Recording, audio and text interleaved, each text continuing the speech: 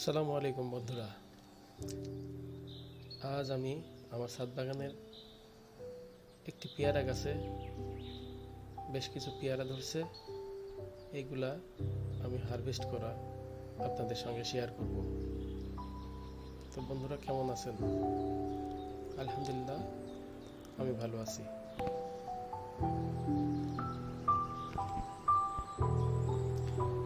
দেখুন, ছোট্ট একটি পেয়ারার গাছ একটি বস্তার মধ্যে কিছু সার, গোবর সার এবং মাটি দিয়ে লাগানো হয়েছে। গাছটির বয়স খুবই কম, আমার কেনা 4 মাস হয়েছে। আমি আমাদের কুষ্টিয়ার একটি বাজার থেকে কিনেছিলাম গাছটি।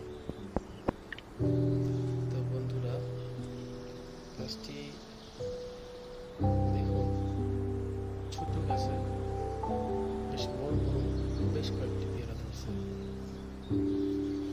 এই পেয়ারাগুলি আমার ছেলে এবং আমার বড় ভাইয়ের মেয়ে তার দাদির সঙ্গে হারভেস্ট করবে।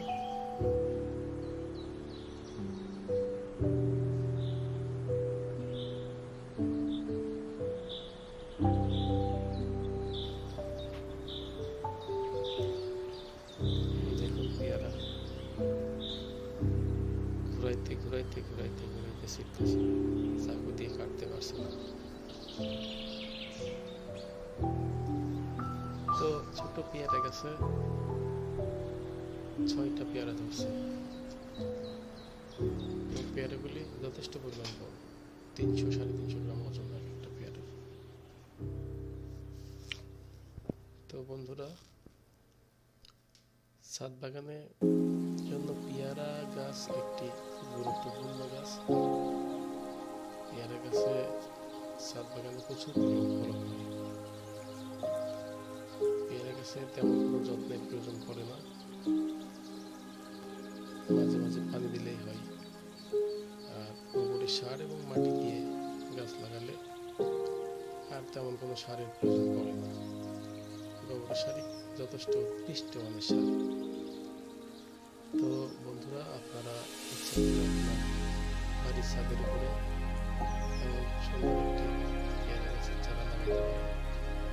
পেয়ারা গাছের চারা লাগালে আপনার রেগুলার পেয়ারা আসতেই থাকবে এবং আপনাদের বাড়ির পেয়ারার চাহিদা মেটাতে পারবেন।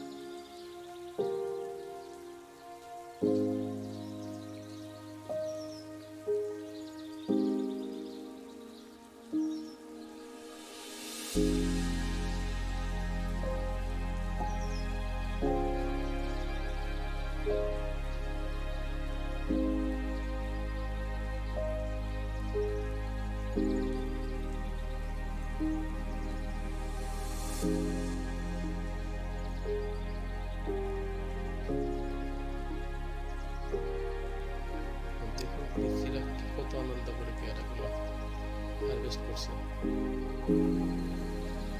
ভালো লাগে দেখতে। আর তাদের সাথে বসে হারভেস্ট করছে।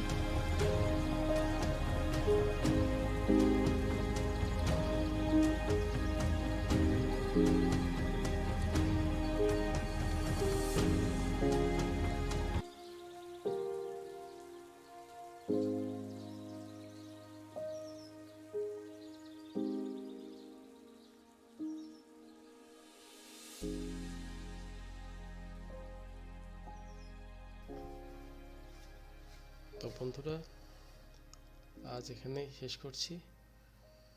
ভালো থাকবেন, সুস্থ থাকবেন। আসসালামু আলাইকুম ওয়া রাহমাতুল্লাহ।